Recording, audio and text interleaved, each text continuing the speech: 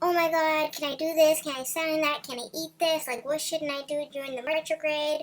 So, Mercury Retrograde started 4 days ago. And over the weekend, I have seen, I swear, at least a slow 400 posts of Mama is just worried. I'm here to tell us that we can all relax. We will get through it, right? There's no need to like hide in our bedrooms and lock the doors. Like, it's not like it's the boogeyman. We're going to be okay. I feel this is really cool because as more people start leaning on their spiritual understanding, it does make sense. They're kind of be like, hey, what's this mean? I keep hearing this word. Should I, look more into it? And I remember the first time too, like, I think about 4 years ago, I was talking to a coworker and we were talking about like contracts at work or something. And she was just like, I'm not going to sign my contract until Mercury retrograde is done. And I remember being like, wait, what's Mercury got to do with what now? I had never heard of this term before.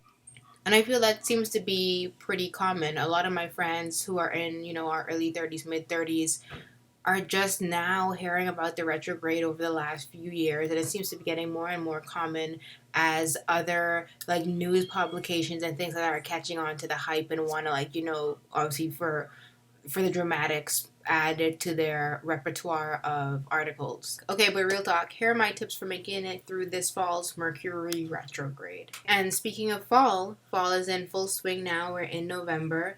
And, fall is a time for changing. The leaves are changing. Everything is transforming all around us, which it does every day.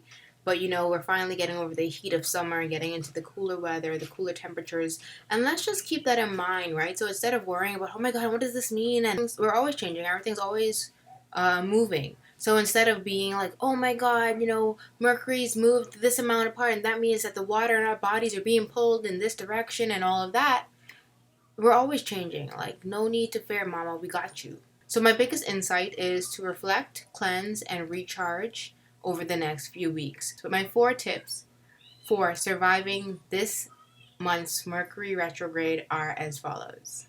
Tip number 1. This is the time for self-care. This is the time to be eating right, plant-based diet all the way, sleeping right, getting, some workouts in there, getting some movement going on in your body, whether it's with yoga or dance sessions. This is also a great time to detox, maybe get a spiritual bath in there as well, or several. Okay. Yeah, keep your body right, and then that'll keep your vibe right, and that way it'll make it smoother for you to cruise on through this retrograde. Tip number 2 is to bind soul ties. So many mamas have said that they've already just ran into exes that they haven't seen for like 5 years, 10 years, a year, whatever. And I believe that the universe is really, when you run into these people randomly, it's telling you, like, hey, these are the people you have soul ties with. So do some research on binding, on breaking soul ties, etc., and get that shit handled.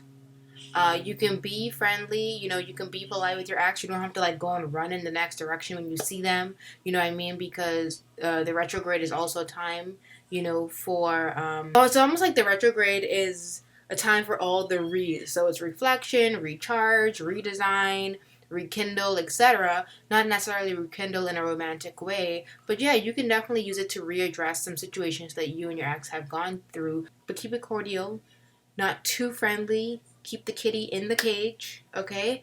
And yeah, that's that. Okay, so tip number 3 is to study. To me, this is the perfect way to counteract Mercury retrograde. While everyone else is is panicking and locking themselves indoors, this is your time while your girlfriends don't want to go out for the next few weeks to really take that time, do some internal work, and see what you want your next move to be when the retrograde ends. So, what's been interesting to you? What do you want to do some more work with? Okay, over the last few weeks, I've posted some art healing projects. Maybe look into doing a couple of those. And tip number 4 is that forgiveness is the key to it all, and it'll really get you through this time.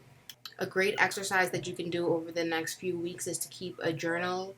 Use it for gratitude, use it to reflect, to write down any of those ideas of things you might want to, any new endeavors you might have for the next, going into 2020. So this is actually the time that you should be using to reflect on that so that you can hit the ground running. Be gracious with yourself. Maybe revisit a few places that you used to enjoy hanging out with in former years and former times and write about those feelings and those experiences. If you found value from this video, hit the like button and consider subscribing and hitting the notification button as well. Alright, so that's all for now. This has been Kia from Mama Healer. I'll chat with you soon.